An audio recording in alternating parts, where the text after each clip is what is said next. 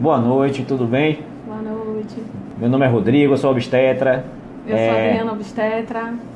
A gente está aqui, primeiramente agradecer, porque muitas pessoas pediram para a gente fazer um novo live e está acontecendo hoje. Temos algumas coisas para falar, tá certo? Alguns assuntos, vamos responder as perguntas. Então, podem começar a acessar e perguntar, tá certo? Bom, gente, vou falar um pouquinho do que é a Obstare, né? Então, a Obstare é uma equipe de assistência à mulher, né, e à sua família, no momento em que ela está planejando e até o momento do parto e do pós-parto. Então, a equipe funciona com 2 médicos, eu e Rodrigo, somos obstetras, e mais 2 enfermeiras obstetras, Patrícia e Tana, de forma que a gente faz o atendimento de vocês em consultório médico, com toda a consulta pré-concepcional, que é aquele planejamento que a mulher faz, né? Quando ela está pensando em engravidar, a gente vai falar um pouquinho sobre isso mais tarde, porque foi uma das perguntas das meninas. E a gente faz o planejamento do pré-natal, fazemos, né, assistência ao parto e assistência ao pós-parto também puerpério. Então a nossa assistência é baseada em evidências, então a gente traz para vocês sempre o que tem no Ministério da Saúde, o que é que está chegando de novo das evidências, né? O que é que tem nos artigos, e sempre fazendo uma assistência personalizada, aplicando todo esse conhecimento dentro de cada caso, de cada gestante, de cada família. Então a gente faz o acolhimento da família, entendendo a importância desse apoio da família e dessa rede de apoio que essa gestante precisa ter, orientação de profissionais que são também da linha da humanização, que tem toda a questão da medicina baseada em evidências, das evidências científicas. Então o trabalho da gente é principalmente essa abordagem baseada em evidências, personalizada no planejamento, desde antes da gravidez ou durante a gravidez, de como vai ser esse parto, o pós-parto, como é que vai ser essa adaptação, o retorno ao trabalho, como a família pode ajudar, né? Todos os profissionais que a mulher possa precisar. Então a gente faz mais ou menos isso. Sobre os lugares onde a gente atende, vocês sempre perguntam muito. Essa live daqui, minha gente, é para tirar dúvidas. Então ela não exclui a necessidade de uma consulta médica com o seu obstetra. Então aqui a gente vai discutir dúvidas, mandem suas dúvidas, suas perguntas, tá? Mas todo caso deve ser analisado presencialmente por um médico. Então essa live aqui não se presta a uma consulta médica, e sim a esclarecimento de dúvidas, tá bom? A gente funciona na clínica Humaninhos, lá na nossa bio do Instagram e na nossa bio do Face, tem o telefone da Humaninhos, na qual a gente realiza consulta pré-concepcional, planejamento sexual e reprodutivo, que é chamado planejamento familiar também, pré-natal, consulta, né, pós-parto, tudo isso a gente realiza lá na clínica Humaninhos, fica aqui na Garibaldi, em Salvador. Acessem que vocês vão conseguir achar onde é. Bom, vou deixar agora o Rodrigo falar um pouquinho sobre... Aliás, eu vou falar antes, né, chefe? Isso. Consulta pré-concepcional, o que é isso? Uma das meninas me perguntou assim, me ligou, mandou uma mensagem e falou assim: Adri, fala um pouquinho sobre a consulta pré-concepcional, o que é isso, para que serve? A consulta pré-concepcional é aquela consulta que seu ginecologista faz quando você está planejando engravidar. Então, tipo assim, eu queria começar a tentar engravidar lá para janeiro. 3 a 4 meses antes, a gente recomenda que a mulher vá ao ginecologista para fazer toda uma revisão de saúde, compensar algumas doenças, né? Então a gente vai ver se ela é hipertensa, se ela é diabética, compensar esses problemas, se tem problemas, né, de tireoide, outras doenças também, né, que podem precisar desse auxílio, trocar medicações que não interfiram nesse início de gravidez, orientar sobre as vacinas, falar um pouco sobre essa questão das vacinas, né, da gente já começar a vacinar antes desse pré-natal, para a mulher já estar pronta, algumas vitaminas, orientações alimentares, orientação de atividade física, né, que a gente já sabe hoje em dia que a gente não deve parar a maioria das atividades físicas, apenas se a gravidez for tranquila, a gente precisa diminuir o ritmo. Então tudo isso a gente faz nessa consulta pré-concepcional. Então a gente pede exames diversos, dependendo da saúde da mulher, exames de sangue, vê as vitaminas, né, exames de ultrassom, faz o preventivo, para poder justamente ver como está a saúde dessa mulher para receber esse bebezinho que vai chegar. É o que eu digo assim, a gente arruma a casa, né, para receber uma visita. Então a gente tem que arrumar a nossa casinha também para receber o bebê. Então a consulta pré-concepcional serve para receber esse bebê na melhor forma daquele casal. É uma consulta que a gente faz com o casal. Então a gente também vai ver os aspectos do homem, se ele está fazendo as suas rotinas, né? Quando foi a última vez que ele foi um clínico geral, como é que estão as suas sorologias, as suas vacinas. Então tudo isso a gente vai organizando nessa consulta. Então é uma consulta em família, tá certo? Como a maioria de todas as consultas pré-natais, a pré-concepcional também em família. E a consulta pré-concepcional, ela consegue avaliar os riscos. E aí você consegue diminuir esses riscos para aquela paciente que vai engravidar, uma paciente hipertensa, uma paciente que tem diabetes, uma paciente que tem uma trombofilia ou alguma outra doença que precise ser controlada para que essa paciente consiga gestar melhor, com menores riscos. Então isso tudo é avaliado na consulta pré-concepcional. Bom, gente, vamos começar a compartilhar essa live, né? Marca os amigos, marca a galera, chama o vizinho, uma amiga, que a gente tá aqui cheio de perguntas para mandar, tá certo? Queria mandar, gente, um beijo para Tica Carvalho, um amor, minha paciente eterna, que eu digo assim, minhas gestantes, minhas puérperas, que todas acompanham, mandam beijo, mandam gente. Tica, um cheiro. Até mais, estou esperando o próximo baby, então eu sempre digo isso, até o próximo baby, né? Vamos compartilhar, minha gente. Para Raquel também, Raquel Araújo, lá da Unifax, um beijo, a gente vai aparecer sim, pode deixar, é só convidar que a gente vai estar lá. Escolha o tema, Raquel, diga o que você quer, que a gente organiza aquelas aulinhas bem bacanas, didáticas, baseadas em evidência, bem próximo da galera, que é como eu digo, para a gente modificar a assistência, a gente precisa fazer isso já com os estudantes. Então a gente precisa mostrar aos estudantes uma nova forma de assistência à mulher no momento em que ela está no seu trabalho de parto, no seu pré-natal, nessas coisas todas, certo? Bom, falando um pouquinho agora do pré-natal, passando da consulta pré-concepcional, a paciente vai começar a tentar engravidar. Isso pode ser rápido ou pode demorar um pouco mais. Conseguindo, ela vai, de preferência, escolher o seu pré-natalista. Melhor que isso seja logo no início da gravidez, porque o pré-natal é muito importante para criar um vínculo entre a gestante, o esposo, o pai, a família toda com o obstetra, tá certo? Porque a relação tem que ser muito íntima, tem que ser de muita confiança, porque a gestante vai estar trocando ideias, trocando informações com esse obstetra, e para isso ela tem que confiar nessas informações. O pré-natal, como o Drica falou, também tem muitos exames específicos. Cada gestante, a gestante de baixo risco, ela vai demandar alguns exames. A gestante com alguma doença prévia, ela vai também demandar exames específicos.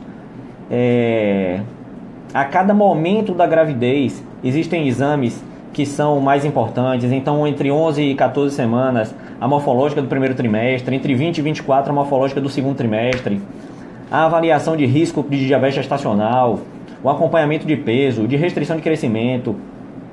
Então, o pré-natal é muito importante, a avaliação dos exames, a avaliação das demandas emocionais da gestante, a avaliação também dos familiares, quem é que dá apoio, quem é que não dá apoio, quem é que tá influenciando no desejo dessa gestante, se ela quer parir normal, se ela quer ter uma cesariana. Então a gente avalia tudo isso durante o pré-natal. É importante que a família participe, que compareçam às consultas. Isso não é uma consulta só da gestante, não é só para a gente olhar exame. A gente tem que avaliar também o entorno dessa gestante, que é muito importante. Bom, vamos começar as perguntas? Vamos aqui. Tica Carvalho, que a gente deu um beijo, pergunta a Rodrigo: até quantos anos podemos ter filhos sem risco? É isso. Alguns riscos aumentam com o aumento da idade, tá certo? Então, até 35 anos, a gente considera que a paciente tem menos riscos. A partir de 35, entre 35 e 40, aumentam alguns riscos de hipertensão gestacional, de pré-eclâmpsia, de diabetes gestacional, de algumas alterações cromossomiais. Então, aumenta o risco pouco de bebês mal formados. e a partir de 40 aumentam mais um pouco, tá certo? Mas bem controlada essa gestação, todas as gestações podem ser bem avaliadas e podem ter um desfecho muito legal. Então, o mais importante é o desejo de engravidar. Se você tem desejo de engravidar, pode engravidar, não leve muito em consideração a sua idade, tá certo? Procure um ginecologista, procure um obstetra, faça seus exames e engravide, tá certo? Tente que você vai conseguir. Complementando um pouquinho, né, algumas recomendações dos setores de reprodução humana. Então eles pedem, né, e eles recomendam as mulheres acima de 35 anos, acima de 40 anos, por ter um risco hipotético maior de ter malformações, né, e ter um pouco mais de dificuldade para engravidar. Isso não se aplica a todas as mulheres, mas algumas mulheres têm alguns outros problemas de saúde, que a mulher sempre comece a pensar mais cedo qual é a idade que ela deseja, o que a gente chama de planejamento familiar, planejamento sexual e reprodutivo. Então, converse com o seu obstetra sobre isso, né? Tente organizar ou pensar sobre a gravidez, né? 35, 40 anos, como é que vai ser essa gravidez? Quais cuidados vocês vão precisar ter, né? Precisa da consulta pré-concepcional, precisa estar com a saúde em dia, bacana, começar o pré-natal cedo, para poder a gente ir rastreando os problemas e fazer com que eles não apareçam.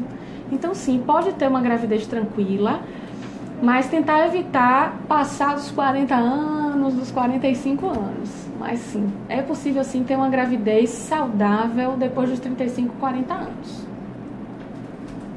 Tem uma pergunta aqui também de Maiara Baron, perguntando se cisto hemorrágico atrapalha a gravidez. Eu não sei exatamente qual foi a intenção da pergunta, se ela está grávida e tem um cisto hemorrágico ou se ela quer engravidar e tem um cisto hemorrágico, tá certo? Estando grávida e tendo um cisto hemorrágico, a gravidez vai seguir normalmente, tá certo? Tem que avaliar realmente esse cisto, porque o que pode acontecer de pior é ele crescer, romper e ter um sangramento intraabdominal. E isso pode gerar um abdômen agudo e uma cirurgia de urgência. Mas, na grande maioria das vezes, esse cisto reabsorve e não vai atrapalhar em nada o curso da gravidez. Bom, Andresa Viana. Um beijo, Andresa. Obrigada.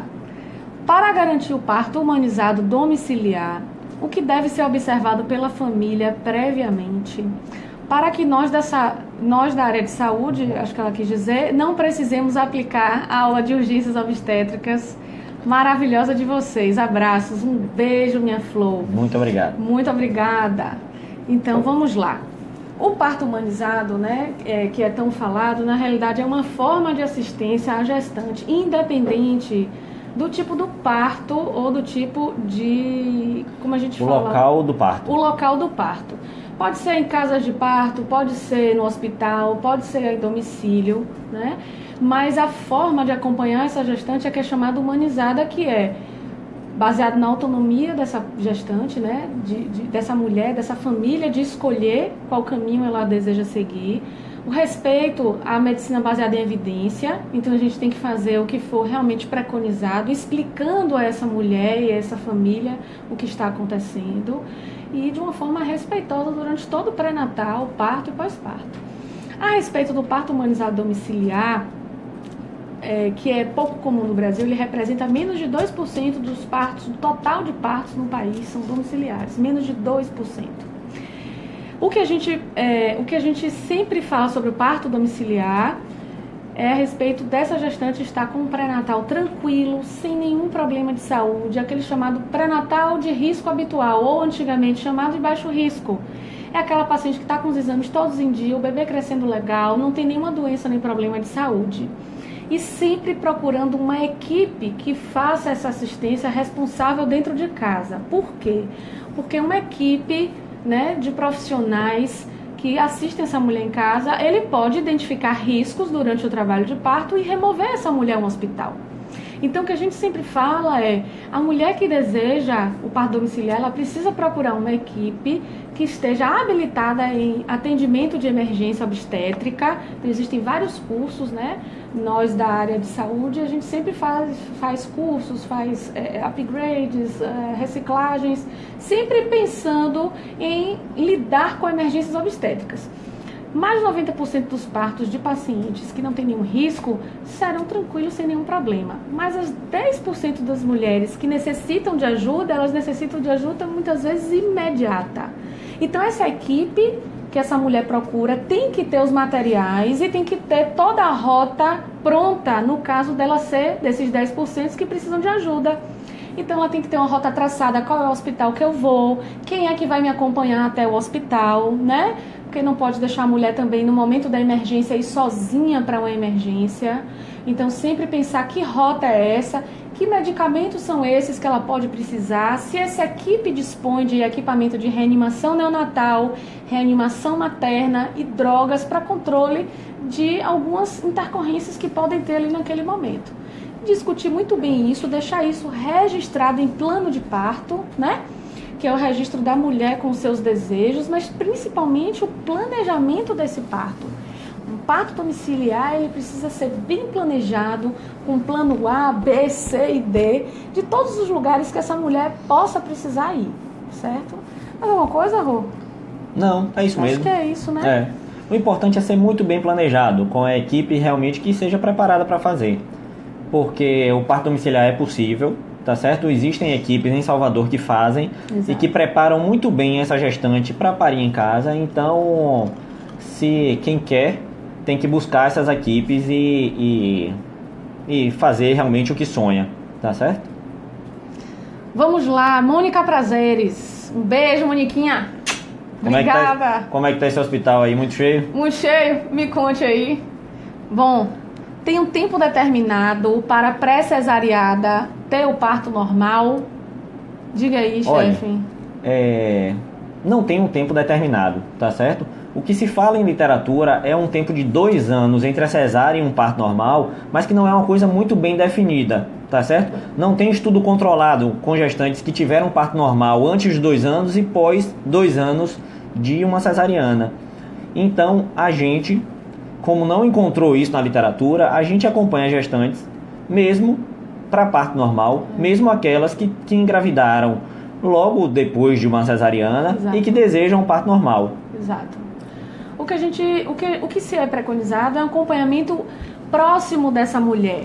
Então é aquele acompanhamento, se fala muito da ruptura uterina, talvez tenha essa conversa aí no meio.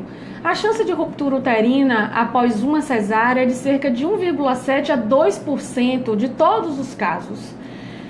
É uma percentagem pequena para você indicar novamente uma cesariana, mas é um trabalho de parto que tem que ser acompanhado muito de perto pela equipe, na tentativa de realmente fazer um parto com o mínimo de intervenções possíveis. Por exemplo, essa mulher ela tem que entrar em trabalho de parto espontaneamente, a gente tem que esperar mais. É uma mulher que, se a gente precisar usar ocitocina, vai ser mais difícil, então a gente precisa ter mais cautela em relação à questão da analgesia de parto, né? Usar muitos métodos não farmacológicos de alívio da dor. Então é bom às vezes ter uma doula, é bom ter acompanhamento da enfermeira obstétrica, do médico ali de junto, certo? Mas sim, é possível parir depois de uma cesariana, e a gente tem acompanhado pacientes com menos de 2 anos, né, e sem grandes problemas, tá? Então assim, conversem com seus obstetras, né? Perguntem como é que é esse acompanhamento. Como a gente disse aqui, esse live ele não substitui a conversa presencial com o médico de vocês, é para dúvidas gerais, viu? Exatamente. E também vocês que querem parir depois de uma cesariana, não tem problema nenhum. Exato. Tá certo? Procurem, conversem, estudem. Vocês vão ver que os riscos são muito pequenos, tá certo? Quase iguais ao risco de uma ruptura uterina de uma paciente que nunca teve uma cesariana. O risco é muito próximo. Exato. Tá certo? Então, isso não é um impedimento para se tentar um parto normal depois de uma cesariana. Vamos lá então, minha gente. Cadê? Gabi Lacerda. Um beijo. Doutor Rodrigo fez o meu parto difícil e foi demais. Sou eternamente grata. Gael manda beijos, fez 2 anos. Gabi, Legal. um beijo pra você. Dá um beijo em Gael também. Danadinho. Vamos lá. Elionai Sena. Tenho hipertiroidismo, faço tratamento há 2 anos, porém agora talvez seja necessário utilizar iodo para mudar o tratamento. Quando posso engravidar e posso ter complicações? Quais são os riscos? Vamos lá. Primeiro, Elionai, tem que fazer, você tem que estar no que a gente chama de platô da doença, ou seja, depois que acabar de usar iodo, refazer essa avaliação com seu endocrinologista e estar pelo menos há 6 meses, em média, a 1 ano estabilizada da doença. Quando você desejar engravidar, tem que ver que tipo de medicamento você vai estar usando, porque tem medicamentos para hipertiroidismo que não são permitidos na gravidez e tem outros que são permitidos na gravidez. Então, vale a pena, depois que você acabar o tratamento com o iodo, que tiver tudo ok, os exames normais, você estabilizada por cerca de 6 meses, passar em consulta com um obstetra, justamente para, junto com o endocrinologista, eles alinharem as medicações e as indicações para poder você conseguir engravidar tranquila. Algumas coisas que acontecem com gestantes que têm hipertiroidismo e que tratam e que não estão muito bem estabilizadas. As gestantes têm mais hiperêmese gravídica, pode gerar alterações fetais por conta disso. Então isso que a Drica falou é muito importante. Tem que realmente estabilizar para depois iniciar as tentativas para engravidar. E lembrar de, antes de engravidar, passar no obstetra para ele, junto com o endocrinologista, definir qual droga você vai tomar para controlar a tireoide. Porque nem todas as drogas podem ser usadas no início da gravidez. Então não é assim, fiquei bem, larguei e vou engravidar, não. Exatamente. Tem que ser tudo amarradinho, bonitinho. Mas sim, dá para engravidar e vai dar tudo certo, tá bom? Vamos lá. Manuela Andrade. Boa noite. Por favor, fale sobre a importância da vitamina D na gravidez. E aí, chefinho? A vitamina D, tem muito se falado da vitamina D nos últimos tempos, né? Existe até uma discrepância entre o que os endocrinologistas falam, que é o ponto ideal para essa vitamina D, para a gente ter de concentração sérica de vitamina D. Para a gente, obstetra, o que sai de trabalho para a gente, para gestantes na gravidez, é uma vitamina D de 30, tá certo? Então a gente tem que fazer reposição quando essa vitamina D está abaixo de 30.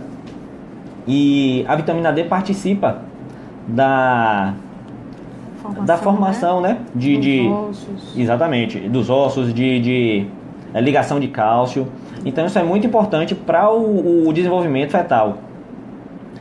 Então a gente tem que realmente hoje solicitar exames, fazer com que essa paciente se exponha mais ao sol, use a vitamina D de rotina mesmo, para que ela tenha realmente uma vitamina D, um bom nível de vitamina D, para poder fazer com que esse bebê se desenvolva tranquilamente.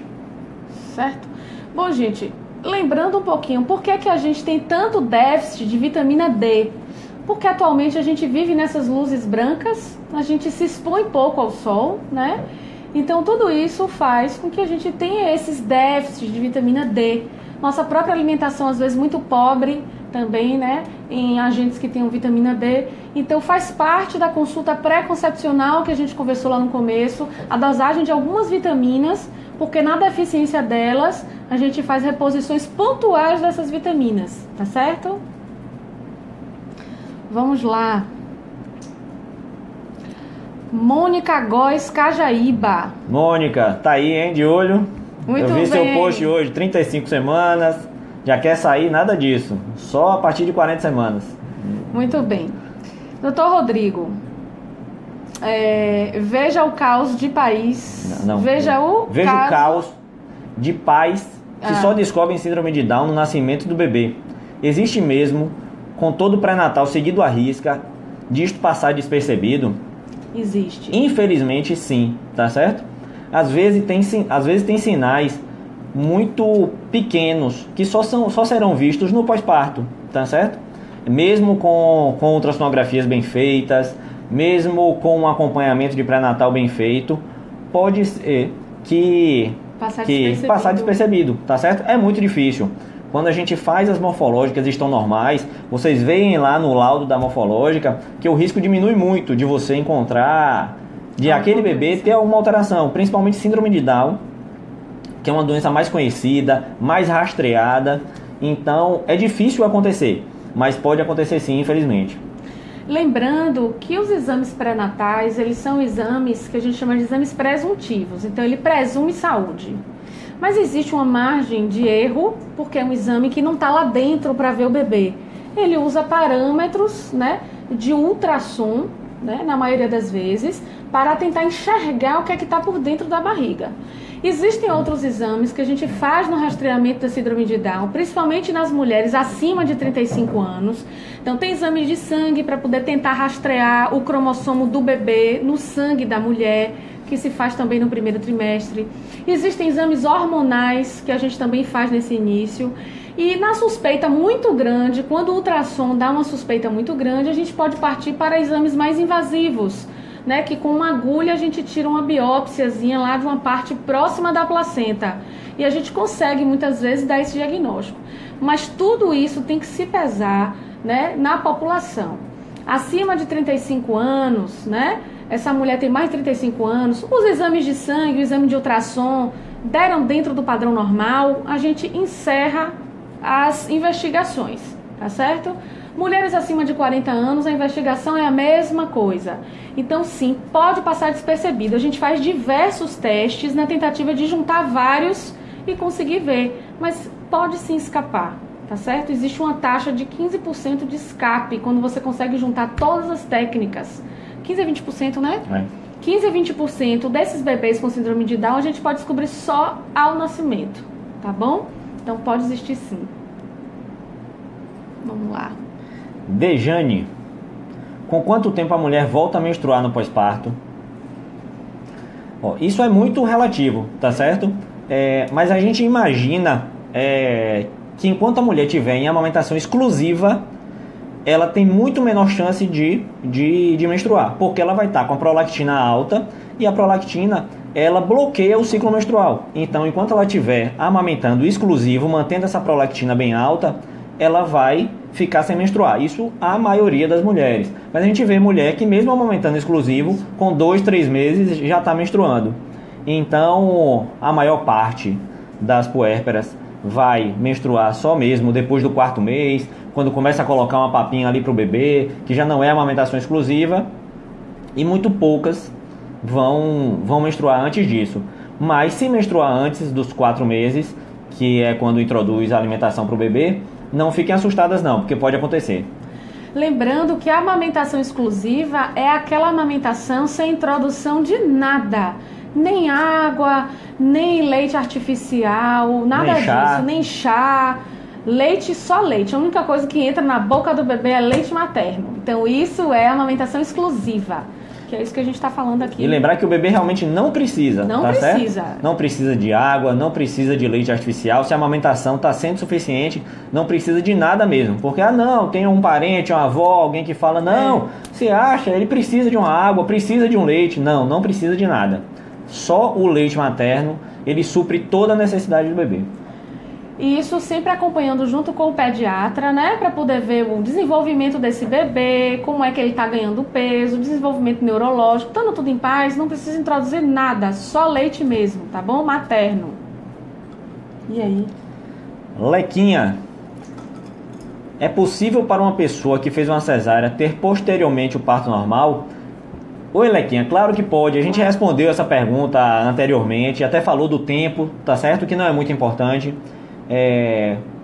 Então, você pode sim ter um parto normal depois de uma cesárea. Na realidade, a recomendação atual, né, do próprio Ministério da Saúde, das últimas convenções, né, sobre medicina baseada em evidência, eles falam muito da importância da mulher que teve uma cesárea antes, por uma necessidade ou por desejo, de ser estimulado nessa mulher que o próximo parto seja natural, tá certo? Por quê? Para se evitar os riscos de uma segunda cirurgia, porque a cesariana é uma cirurgia de grande porte, né? Abre vários tecidos, ele corta vários vasos, deixa cicatrizes internas, né? Assim como tem do lado de fora na pele, tem cicatrizes internas. Quanto mais vezes você for abrindo aquele lugar, mais sensível ele fica e mais riscos uma próxima gravidez essa mulher pode ter. Então, para quem teve um parto natural ou para quem teve um parto cesariano prévio, né, 1 ou 2 partos, preconiza-se que essa mulher seja estimulada a parir normal, para evitar que essas cirurgias sucessivas piorem o estado do útero dessa mulher, piorem a saúde dessa mulher. Exatamente. E cada um tem seu desejo reprodutivo. Tem gente que vai querer ter 1, tem gente que vai querer ter 2, tem gente que vai querer ter 5. Então, se você tiver muitas cesarianas, isso vai impedindo e diminuindo a sua chance de engravidar, tá certo? Então, realmente tem que estimular a paciente que teve uma cesárea anterior a parir normal. E depois daquele parto, se ela quiser outros e outros e outros, ela vai poder parir quantos ela quiser. Muito bem, vamos lá? Tárcia. Tenho urticária crônica espontânea e uso antihistamínico diariamente. Ainda não estou grávida, mas essa medicação pode prejudicar ou atrapalhar a gravidez de alguma forma? Bom, Tássia, como todas as medicações, existem medicações que são possíveis de serem usadas na gravidez. Como a gente, vem conversando, antes de você tentar engravidar, procure o obstetra e o médico que trata a sua urticária, que lhe acompanha, para que vocês usem uma medicação que seja possível na gravidez. Existem antihistamínicos que são possíveis de serem usados na gravidez com segurança, mas precisa aquela coisa que eu te disse, arruma a vida antes a casinha, depois a gente engravida, tá certo? Exatamente, porque tem que mudar antes de engravidar. Antes de engravidar. Porque o mais importante é alterar essa medicação para o início da gestação. Isso. Que é a fase mais importante de desenvolvimento desse bebê. Então você tem que entrar na gravidez já com a medicação que seja possível de uso na gravidez. Bom, Laísa Silva, após quanto tempo uma pessoa que fez uma cesárea pode malhar? Deixa eu responder essa que eu falei lá na rádio. Vamos lá. A orientação que saiu no Colégio Americano de Ginecologia e Obstetrícia, isso de 2016, ele fala que a partir de 3 semanas você pode começar a fazer as abdominais estando deitada e retirando um pouco das costas do chão, tá certo? Então você já pode fazer séries de abdominais com pequena elevação do tronco, tá certo? Na segunda semana você pode começar a fazer caminhada, na terceira semana o abdominal, e com 45 dias você pode estar liberada para tudo, tá certo?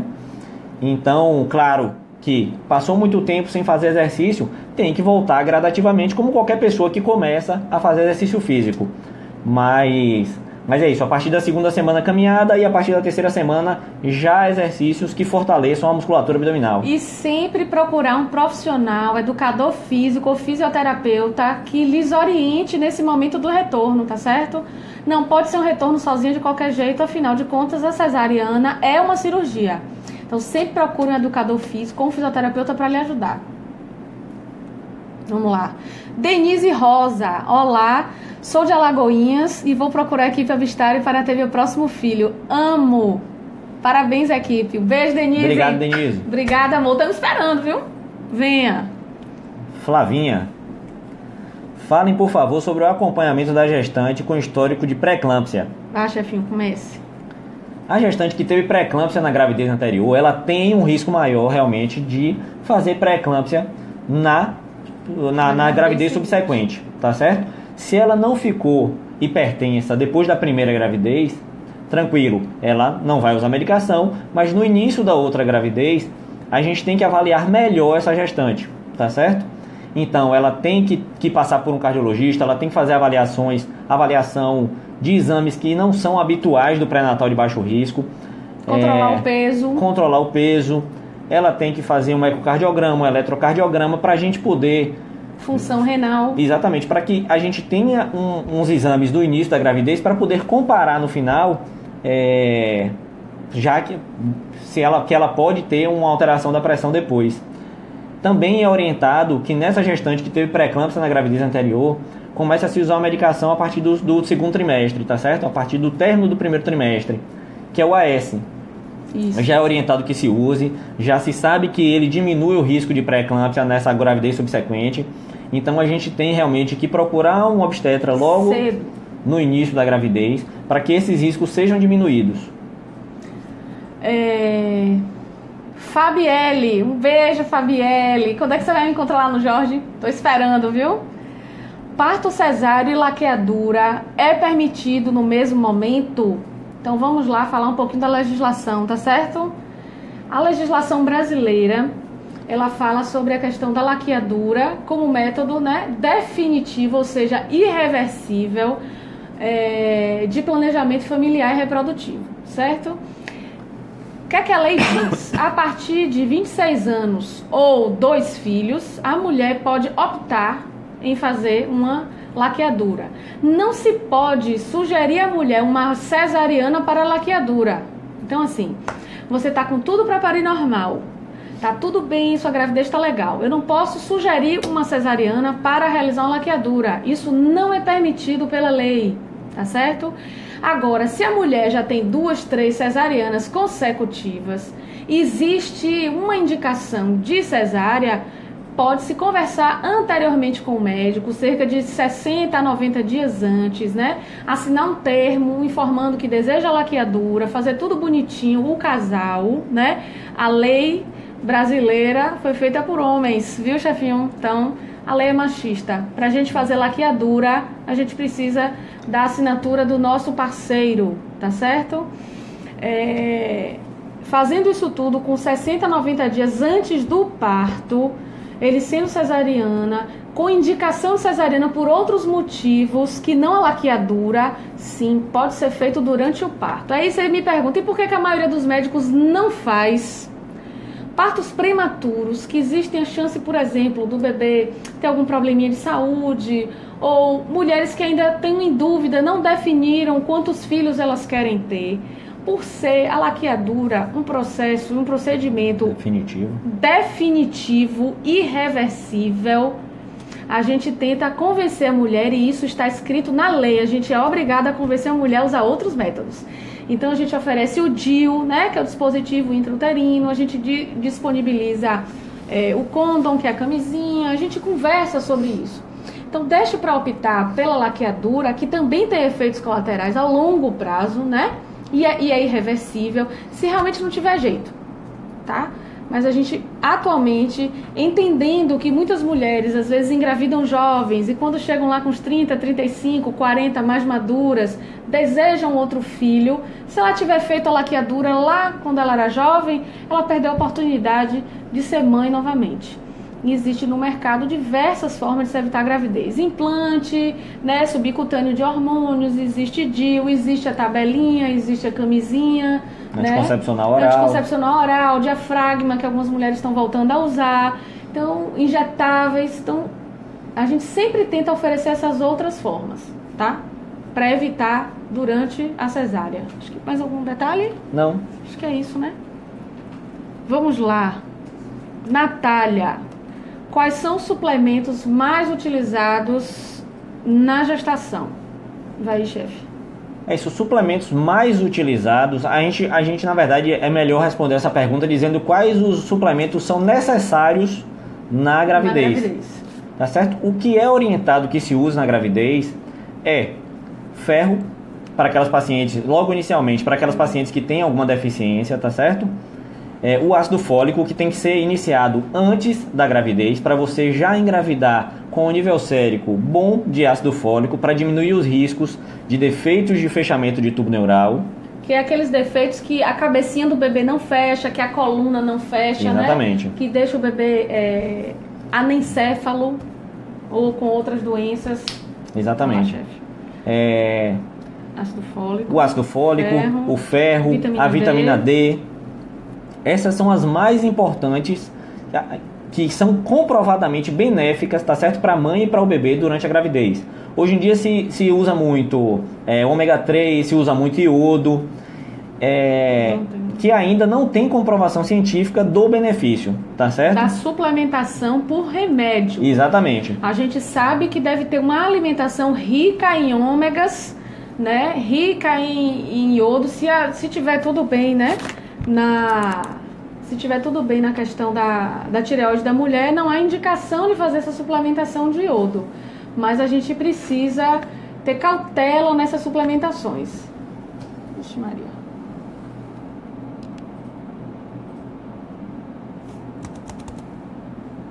Só um momentinho que desligou aqui o nosso computador. Desligou aqui o negócio.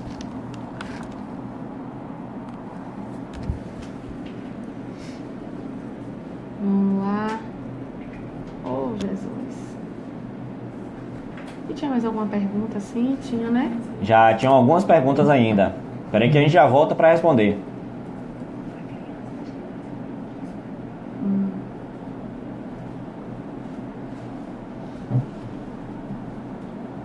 Essa eu respondo. Aí você me complementa. Bom, gente, uma das perguntas que a gente, né, pescou aqui agora enquanto o computador tá as crianças já nascem com autismo? Falar um pouquinho sobre autismo, tá certo? Eu já coloquei até alguns posts, tem post no Obstário falando sobre isso, né?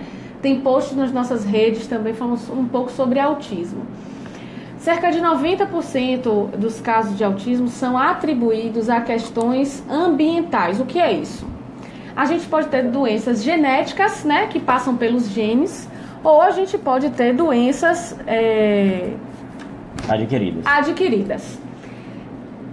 O que tem se visto, né, que a gente tem visto um boom de autismo, ou seja, assim, muitas crianças com autismo, muitas crianças com o diagnóstico, é também a abertura do leque para o diagnóstico, né? Então, crianças que antes não tinham diagnóstico de autismo e por isso não eram tratadas devidamente, né? Elas foram incluídas no espectro autista justamente para receber tratamento adequado. Então, existe um espectro imenso de autismo, né? E isso faz com que a gente possa tratar melhor essas crianças, mas existe um fator ambiental. Não se sabe muito bem as pesquisas que fatores ambientais são esses, né? Já se foi provado que boa parte das vacinas não causa autismo, como vem sendo colocado nas mídias e um certo sensacionalismo a esse respeito. Parece que existe questões alimentares, parece que existe alguma questão dos medicamentos durante a gravidez, mas não tem nada de concreto. O que tem de concreto é que existem sinais do autismo já no bebê, e que quem pode perceber isso realmente é o pediatra com a sua atenção, fazendo tudo direitinho, e que esse bebê merece tratamento desde o começo, tá certo? Muitas vezes só vai se desenvolver ou perceptivelmente esse autismo lá pelos 1 ano ou 2, e a intenção de tudo que a gente vem falando sobre autismo é abrir o leque das pessoas de que existem formas de acompanhar essas crianças para que elas consigam fazer as suas atividades normais, irem para a escola, se casarem, estudarem e viverem socialmente normalmente. Então é importantíssimo falar sobre autismo, leiam mais sobre, as pesquisas estão aí no mundo, né, rodando bastante a esse respeito, mas parece que 90% das causas de autismo são ambientais. Eles estão tentando pesquisar o que é, tá? Vamos lá. Mariana Rocha. Essa é importante, viu, Mari? Existe algum exame ou condição realizada durante o pré-natal que verifique a possibilidade da gestante ter um parto normal? Não. Não existe. Então, ninguém tem bola de cristal, tá certo? Já foram propostos alguns exames, como tomografia, como raio-x de pelve, para avaliar a pelve das gestantes para predizer a condição daquela gestante ter ou não parto normal.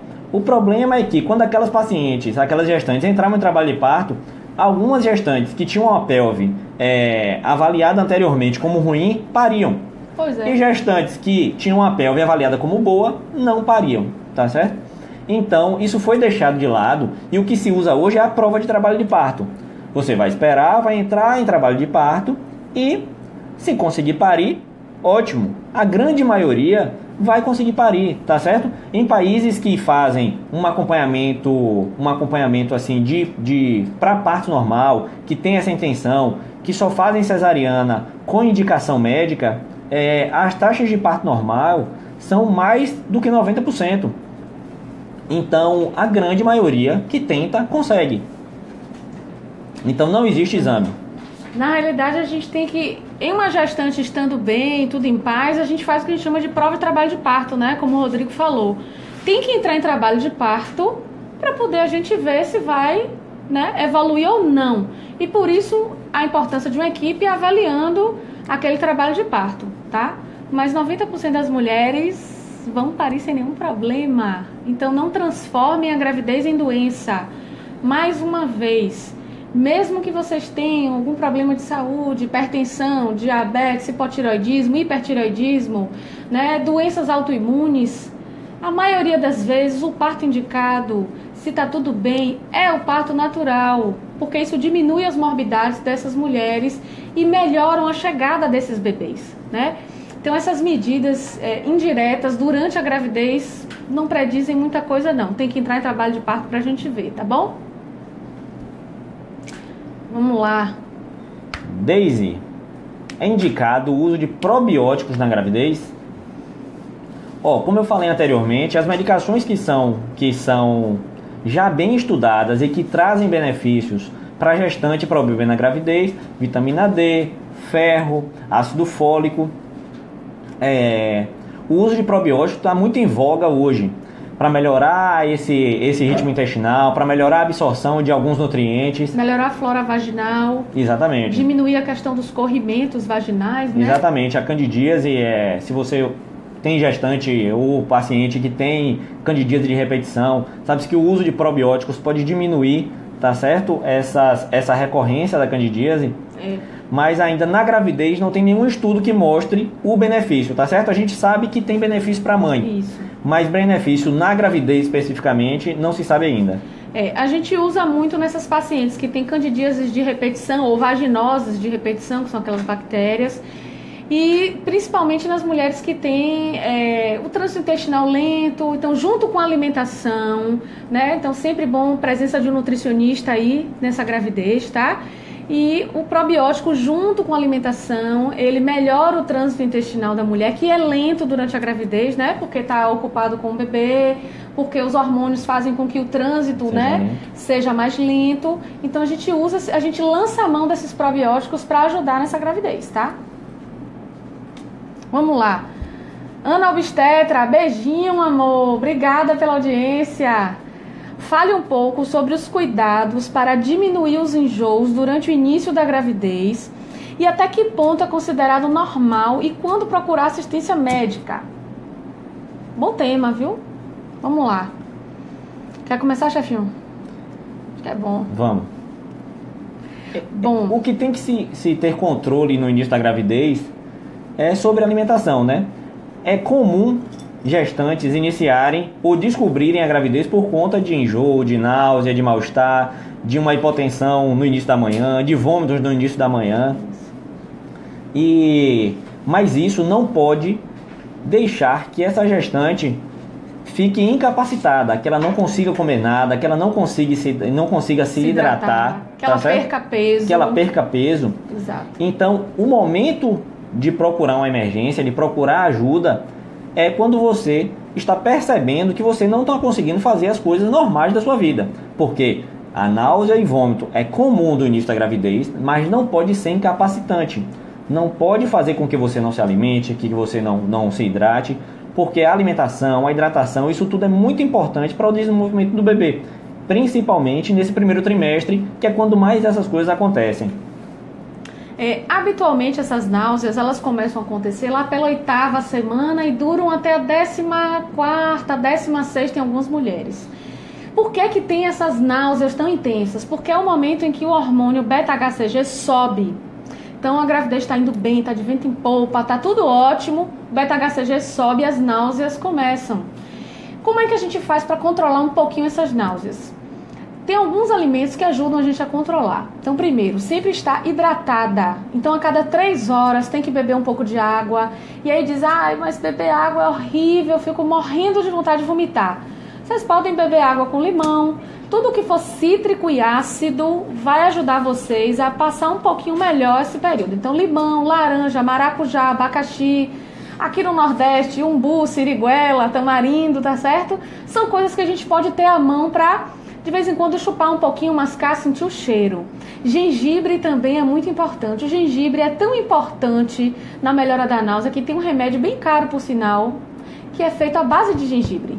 Então, raspa de gengibre na comida, chá de gengibre, né? Chá de limão com gengibre, suco de gengibre, tudo com gengibre. Mas principalmente se hidratar a cada 3 horas, né? Nem que seja só um pouquinho de água de coco, com água com limão, com laranja, com o que quer que seja.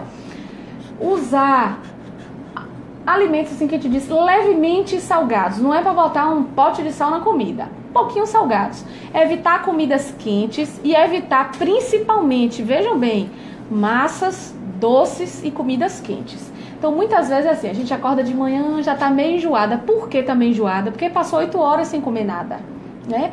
Então, qual é a primeira coisa que faz? Escova o dente. Vomita, não aguenta. Então, antes de escovar os dentes, beba um pouquinho de água ou alguma coisa que seja cítrica. Chupa uma laranja, um limão. Come alguma coisa levemente salgada, tá certo? E para isso tá um nutricionista para ajudar.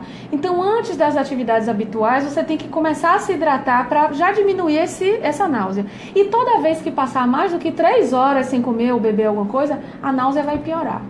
A gente fica muito preocupado quando a mulher diz assim, poxa, hoje de manhã eu vomitei 4, 5 vezes, botei tudo para fora. E ela começa a ficar com os olhos fundos, a boca seca. Isso tudo é sinal de desidratação. Tá vomitando sem parar e não melhora com remédios em casa, vá para uma emergência.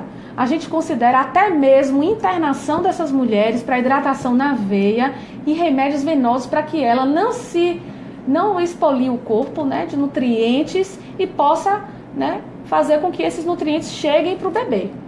Então, pergunta importantíssima, viu, Ana? Isso é muito importante. É isso que a Drica falou, se manter sempre bem hidratada e bem alimentada, a gente percebe que é muito importante. A gestante passa ali 3, 4 horas sem comer, ela percebe que tem mais náusea.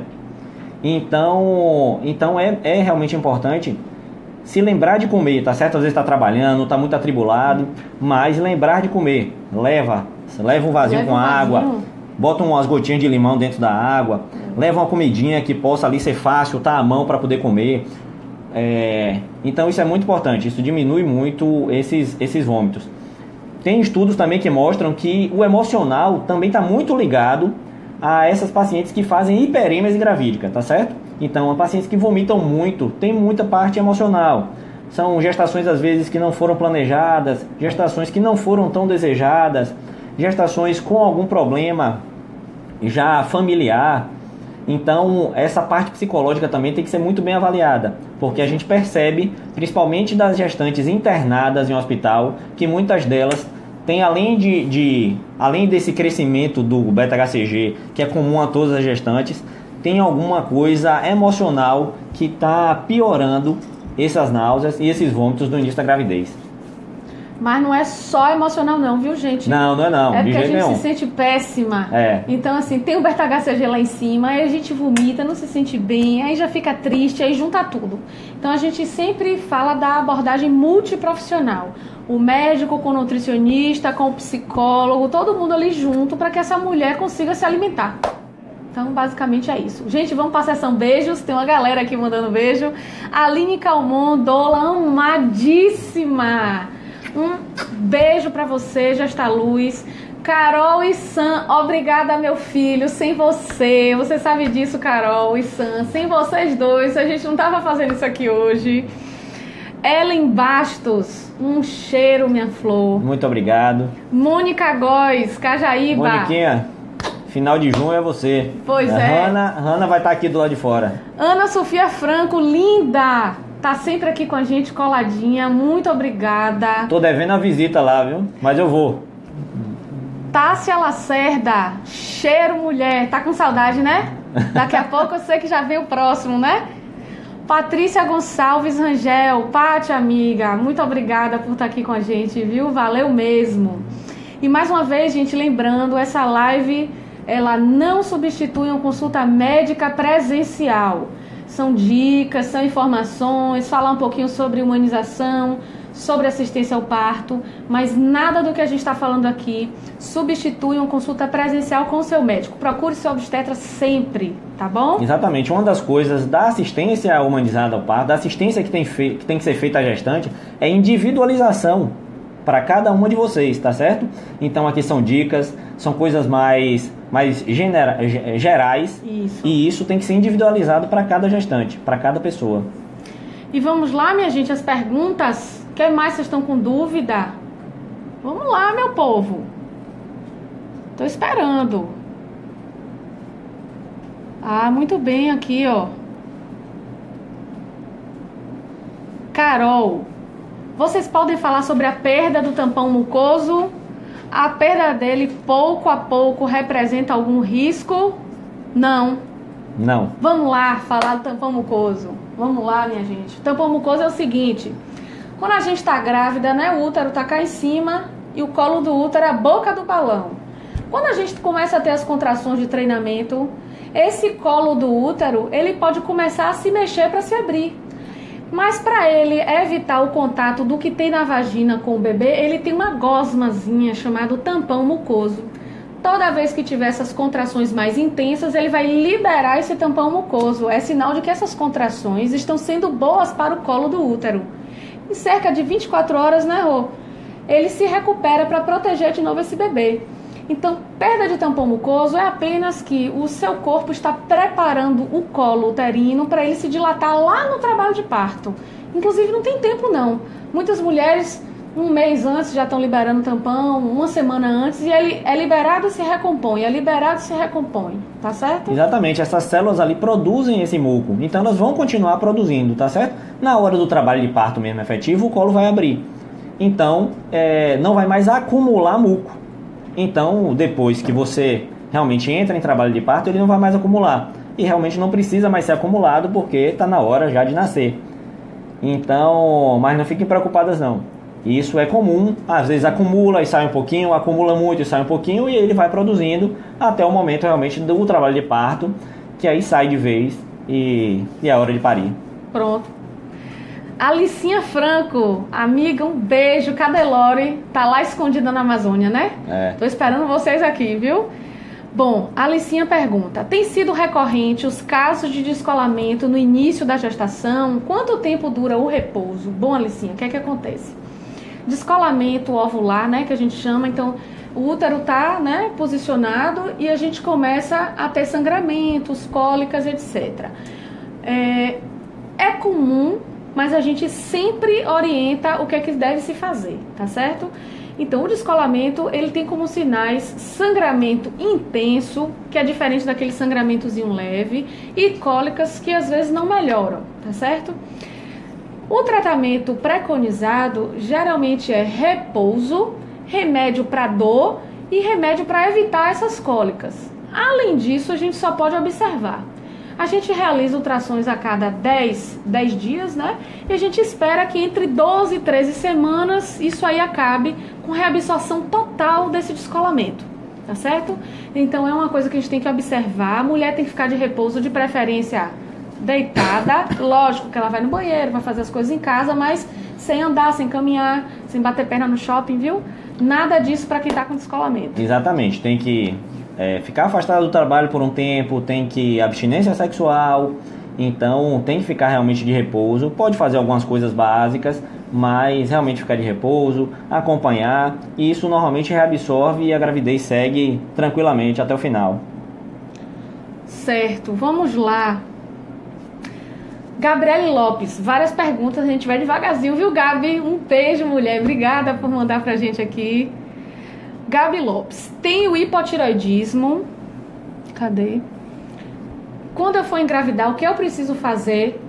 O que você precisa fazer é estar com seu hipotireoidismo controlado, né? Então, pelo menos 6 meses a 1 ano, seu hipotireoidismo todo direitinho, usando a medicação corretamente, junto com o seu endocrinologista. Quando com 6 meses você tiver com tudo ok, procura um obstetra antes para fazer a consulta pré-concepcional, né? Já ajeitar tudo e aí, estando organizado, você pode engravidar. Lembrando que engravidou, você vai procurar 2 médicos ao mesmo tempo, o obstetra e o endocrinologista, para ajustar a dose do seu remédio da tireoide. Exatamente, o hipotireoidismo pode até ser a causa da demora para engravidar, tá certo? Então tem que realmente estar usando a medicação com frequência, usar todo dia direitinho para poder regular esses hormônios e conseguir engravidar e ter uma gravidez feliz. saudável. Muito bem, continuando com Gabi Lopes. E existem doenças que impeçam o parto natural humanizado? Bom, gente, parto humanizado é o nome dado para qualquer parto, certo? Como a gente diz, é o acompanhamento que é diferenciado. Então, parto natural, né?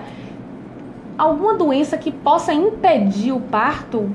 Bom, tem algumas doenças, mas são doenças geralmente raras, elas estão lá naqueles 10% das mulheres que tem indicação de cesariana, né? Antes mesmo do trabalho de parto. Então, assim, nem agora para lembrar assim, chefe. Paciente com placenta prévia. Sim. Placenta prévia oclusiva total. Uma paciente que tem um descolamento prematuro de placenta e ainda fora do trabalho de parto. Vou explicar o que é a placenta prévia, viu? Vai falando aí, Rô. Ah, sim. Drica vai aqui falando. João e a nossa pelve, ó. Vá, Rô. Vá falando que eu vou mostrar. Então, isso são algumas alterações que impedem realmente o parto natural. Bom, aqui é a pelve da gente, certo? A gente está sentada. Se o bebê estiver assim, ó, transverso, ou seja, deitado na rede, aqui no Nordeste, assim, bonito, ele não tem como nascer normal. Então, bebê transverso, que a gente não consiga virar ele para ele ficar assim, não tem como nascer normal. É uma indicação de cesariana. A placenta, que é o que está ligado no bebê, né? Então, a gente tem aqui as membranas e a placenta. Ela pode se implantar em qualquer lugar do útero, Exato. tá certo? Da parte interna do útero. Normalmente, parte posterior, parte fúndica lá em cima, Aqui é a parte placenta. anterior. E menos vezes na parte baixa, perto do colo do útero. Se ele se implantar aqui embaixo, ó, tá vendo? Perto do colo do útero, o bebê não passa. Não passa. Então, o caminho de nascimento está fechado. A gente tem que abrir o caminho de nascimento via cesariana. Então, placenta prévia, ou seja, aquela placenta que está cá embaixo, ele está na frente do bebê. Não tem como nascer, certo? Qual é a outra indicação, Rô? Algumas alterações cardíacas também são indicações de cesariana, porque o trabalho de parto ela vai demandar muito desse coração. Então, a gente tem realmente que avaliar essas pacientes que têm alguns problemas cardíacos, uma hipertensão pulmonar importante, alguma doença valvar importante. Então, essas gestantes podem precisar se beneficiar de um parto cesariano. Pacientes com pneumopatias graves restritivas, né? Asma grave a gravíssima, DPOC, qualquer doença que faça com que esse pulmão não consiga se expandir bem, também tem, a depender, né, da sua capacidade respiratória, indicação de cesariana, muitas vezes até antes do trabalho de parto, mas isso tem que ser muito individualizado, isso não pode ser generalizado, tá bom? Alterações vasculares, neurológicas, então isso é importante de ser avaliado antes, tá certo? Bom, quem tem, Gabi ainda, quem tem ovários policísticos necessariamente terá dificuldades em engravidar? Depende. Na realidade, o ovário policístico é uma condição, né? É uma síndrome metabólica, ou seja, não são só os ovários que estão cheios de cistos, né? Existe uma síndrome metabólica de uma desregulação de vários hormônios, fazendo com que essa mulher tenha dificuldade de ovular, ou seja, todo mês a gente vai preparar o nosso corpo para mandar um óvulo para poder ser fertilizado. As mulheres com ovário policístico, elas mandam vários, mas eles não saem do lugar. Ficam vários cistos e eles não eclodem. Então existem vários tratamentos, e aí vamos lá, né, com o ginecologista, para que você deixe esse ovário sem esses cistos, controle a questão hormonal, principalmente com a alimentação, né? Os últimos estudos meta-analíticos têm mostrado que a alimentação é fundamental para o tratamento dos ovários policísticos. Muito mais, às vezes, do que os anticoncepcionais. Os anticoncepcionais têm se mostrado coadjuvantes, ou seja, tem que usar anticoncepcional, mas o principal é mudança de hábito de vida, atividade física regular diária, perda de peso, né? E mudança da alimentação radicalmente. Alimentação saudável, comida de verdade, né? Comida bacana, e isso tem se mostrado um regulador dos hormônios, fazendo com que esses ovários fiquem saudáveis, e aí sim a mulher engravida. tá? Exatamente, o nome até mudou por conta disso. O nome era ovário policístico, mas tinha mulher que tinha lá cheio de cistozinhos no ovário, mas ela não tinha o que se chama hoje de síndrome de anovulação crônica. Isso. Tá certo? Você tem que ter alteração do seu ritmo menstrual para poder ser diagnosticada com síndrome de anovulação crônica ou ovário policístico, como era chamado antigamente. Então, como o Drica falou, a perda de peso hoje é o tratamento melhor para a grande maioria das pacientes que têm síndrome de anovulação crônica. Você vê que você perde peso, melhora a resistência à insulina, você consegue ovular e consegue engravidar. Exato. Gabi, ainda sobre a questão da assistência ao parto domiciliar. Nós da Obstare não assistimos parto domiciliar, tá certo? Existem algumas equipes em Salvador que estão habilitadas com treinamento específico, né, e equipamentos para fazer essa assistência. A gente tem o contato dessa galera, fala com a gente. Quem quiser é só falar com a gente. Não tem problema. Tuane, beijo, Tuane, você acompanha a gente, indicou um bocado de gente, ó. Muito obrigada, eu tô vendo que você tá ligada nas redes, viu? Já tem tempo. Boa noite.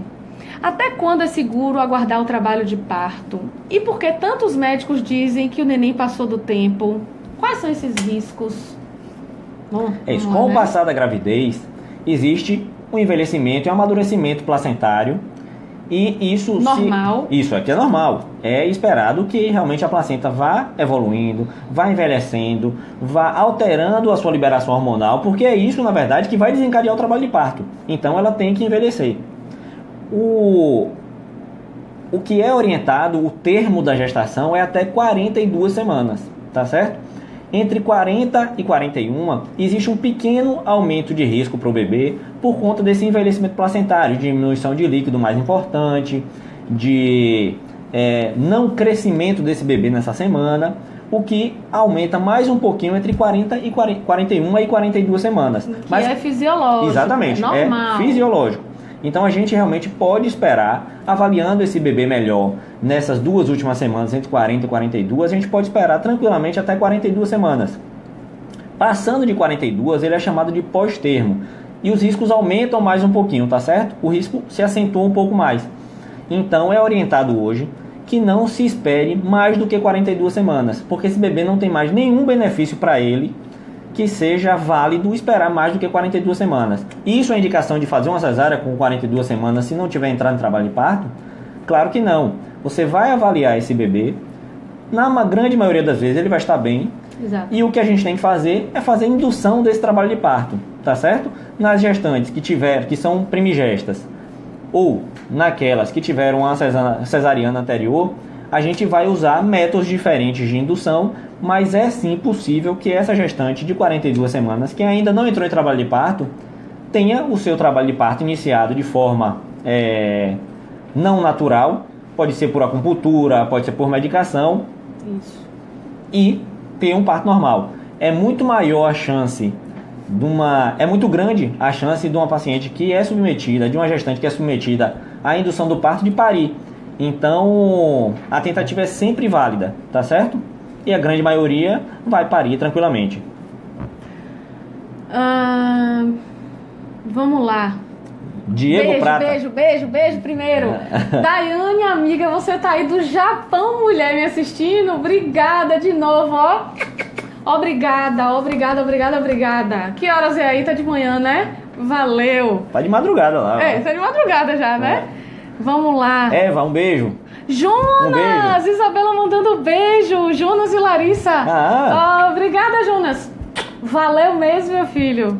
Samara Garcia, ligada em vocês. Muito obrigada. Acompanhe sempre. Chame aí os amigos, as amigas para acompanhar. Eva Caldas, um abraço, doutor Rodrigo. Um abraço da gente também, ó. Obrigada, Evinha foi minha gestante, pariu, tudo beleza? Isso, vamos lá. Renata! Ô, amiga, você tá aí da Manhãs assistindo a gente, é? Obrigada, você que bomba nas redes, mulher. Você que bomba, obrigada. Vamos lá. Diego Prata, um abraço, Diego. É isso aí, a gente quer todo mundo participando, viu? Homem, mulher, avó, avô, todo mundo tem que perguntar. Qual a probabilidade da placenta baixa migrar? É isso, não tem uma porcentagem, tá certo? Não tem número. O que a gente fala é não classificar como uma placenta prévia antes de 22, 24 semanas. Isso. Porque ainda está subindo, tá certo? Existe a possibilidade de subir, mas não tem um número específico para a gente dizer que a porcentagem que essas placentas irão sair da frente do colo ou não, tá certo? Mas a gente sempre espera, não classifica essa placenta como prévia. A gente classifica como baixa. Isso. E aí a gente espera até 22, 24 semanas, que é quando ela sobe, que ela ainda está subindo.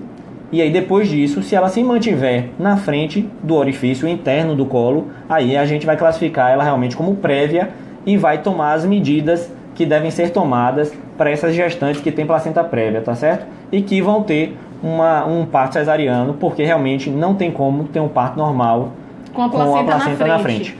A gente vai falar um pouquinho. A partir da 28ª semana, se essa placenta continuar embaixo, a gente vai avançar um pouquinho nos exames complementares, podendo ser possível até mesmo uma ressonância magnética para ver onde está essa placenta e se ela está só dentro do útero ou se ela tem outras ramificações. Esse é um estudo que deve ser feito juntamente com o seu obstetra. E existe a chance também da placenta, né? Então aqui está o orifício do colo uterino. A placenta ela pode ocupar totalmente ou ele pode ficar à margem, tipo assim, um pedacinho na margem. Existem alguns parâmetros que indicam parto natural nesses casos, tá? Então não é toda a placenta prévia que é indicativo de cesariana.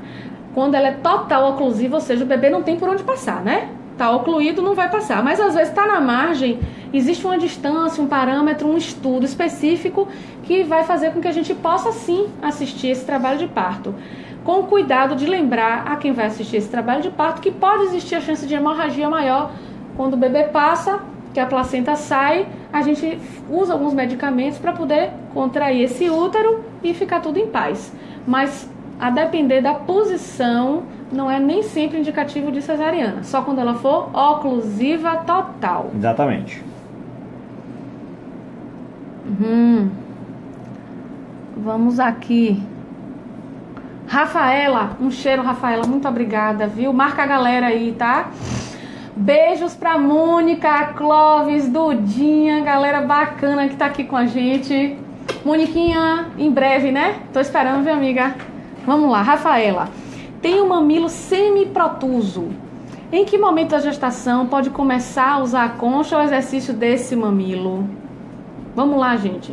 O mamilo, né? Então ele pode ser protuso, normal, né? Tá pra fora. Ele pode ser plano, quando ele tá do mesmo, né? E ele pode ser intruso, quando você nem vê o mamilo direito, só sob manobras, tá certo? Esse mamilo semiprotuso é meio do caminho, né? Ele não tá lá nem cá. Então, assim, em que momento, chefe? É melhor você procurar uma consultoria de amamentação que vai lhe orientar muito melhor do que a gente, tá certo? Antes do parto. Exatamente, antes do parto. É muito importante. A amamentação é uma coisa muito importante, mas que vai demandar muito da puérpera. Então, a orientação de uma consultoria de amamentação é muito importante. Porque todo mundo acha, não, parir agora é tudo fácil. Não é. Então, essa orientação da consultoria de amamentação é muito importante, tá certo? Temos algumas em Salvador, muito boas, que vão chegar junto com você ali no puerpério e vão lhe ajudar muito. Essas consultas pré-parto são muito boas, que você vai ser orientada sobre a pega, sobre o seu mamilo, sobre como cuidar. Quem está do seu lado te ajudar, então a pessoa que está com você, que vai te acompanhar no pós-parto, ela tem que estar nessas consultas prévias ao parto, para ela saber como te ajudar e manter a calma, né? Exatamente. Então tem uma galera Porque boa. na grande maioria das vezes o início da amamentação é difícil, mas nem por isso você deve desistir, porque aquilo é muito importante para o vínculo mãe-bebê, para a saúde desse bebê, tá certo? Então isso já é comprovadamente muito benéfico, então não se deve desistir pelas dificuldades iniciais. Exato.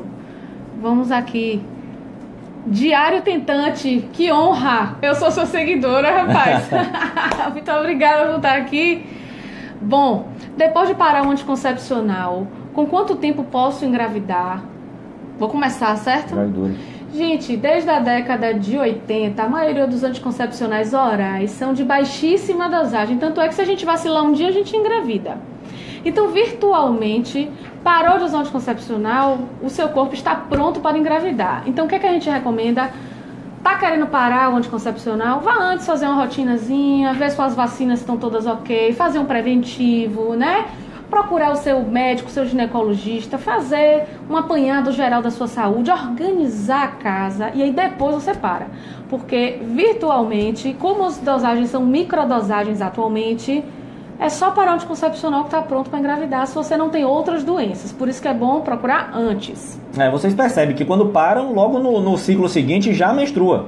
Exato. Então, ovula e já menstrua, tá certo? Ou seja, então, já poderia ter engravidado naquele ciclo seguinte ali. Já está apto a engravidar a qualquer hora. Exatamente. Então, não vacilem nos seus métodos anticoncepcionais. Atualmente, eles são de baixíssima dosagem.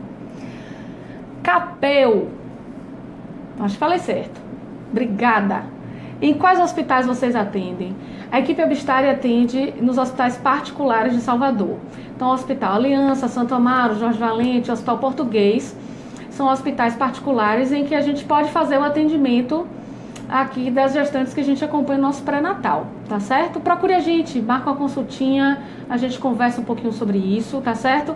E planeja o parto. Então, o parto natural, existe muito medo a respeito desse parto natural, né? Mas o parto natural, ele é planejado, né? Assim como você marca, né, as mulheres que desejam uma cesariana, que marcam a hora, a gente também planeja o parto natural. Existe todo um planejamento através do plano de parto, no qual a gente designa quem estará com essa mulher na hora do trabalho de parto, né? Como essa pessoa que estará com essa mulher pode ajudar, em que hospitais ela pode estar, né? Esses hospitais reconhecem e acolhem a gente com muito carinho, tá certo? Entendendo que há um trabalho responsável de monitorização fetal, materna, né? Um trabalho minucioso, particularizado, e a intenção é essa, fazer um trabalho particularizado, baseado em evidência, com exercício da autonomia dessa mulher, que ela possa, esse casal, né, essa família, ser livre nas suas escolhas dentro das suas condições de saúde. Então, assim, marca uma consultinha com a gente, tira dúvida nas redes, tá certo? Acesse o Obstário Salvador no Instagram, Obstário Salvador no Face, nossas páginas pessoais, Adriana Monteiro Obstetra e isso, Rodrigo Obstetra, e vamos tirando as dúvidas. Exatamente. O parto é tão planejado que a única coisa que a gente não sabe é o dia do parto. É só isso. O resto a gente sabe tudo. Então, realmente... A musiquinha que vocês querem, quem vocês querem que esteja lá dentro, a maquiagem que quer levar, essa parte é com a gente, viu, meninas? Mas tudo que vocês precisarem, né? Os alimentos... E isso independe da via de parto, tá certo? Independe da via de parto. Cesariana, normal, a equipe vai estar sempre ao lado de vocês. Desde o momento que vocês começam lá o trabalho de parto em casa, até o momento da remoção para o hospital, todo momento em que a gente fica no hospital com vocês, pré-natal de risco habitual e pré-natal de alto risco também. Então, as mulheres que têm outros problemas de saúde, hipertensão, trombofilia, diabetes, hipotiroidismo, doenças autoimunes, né, trombofilias, todas essas mulheres estão acolhidas numa assistência próxima, humanizada, né? Responsável e planejada, tá bom? Bom, gente, a gente vai agradecer a vocês. Muito obrigado. Tivemos muitas perguntas, a gente não consegue responder todas. Tem mais de 30 ainda para responder, mas vai ficar uma live gigantesca. Exatamente. Essas perguntas vão ser respondidas lá. A gente já passou do tempo. Já passou do tempo. Exatamente, eram 30 minutos, já tem 1 hora e 20 minutos. E mesmo assim a gente não conseguiu dar conta. Exatamente. Então, assim, essas perguntas que não foram respondidas nessa live, não se preocupem, serão respondidas em forma de post. Então segue a gente, Obstário Salvador, no Face e no Insta, tá certo? Segue as nossas páginas, Adriana Monteiro Obstetra e Rodrigo Obstetra. E fiquem atentos à próxima live, hein? Foram tantas perguntas que a gente já vai segurar algumas para pensar no próximo momento com vocês. Muito obrigado, muito obrigado mesmo por nos acompanhar, por estarem aqui, marcando todo mundo, mandando perguntas. Pra gente isso é muito importante, tá certo? É muito bom participar desse momento da vida de vocês, que às vezes é único, tá certo? Na verdade, cada um é único, né? Mesmo que se forem várias gestações, cada um tem sua coisa especial, tem o seu momento. Então, muito obrigado mesmo. Muito obrigada. Ficamos por aqui, sigam a gente e aguardem o próximo live. Um cheiro! Um beijo!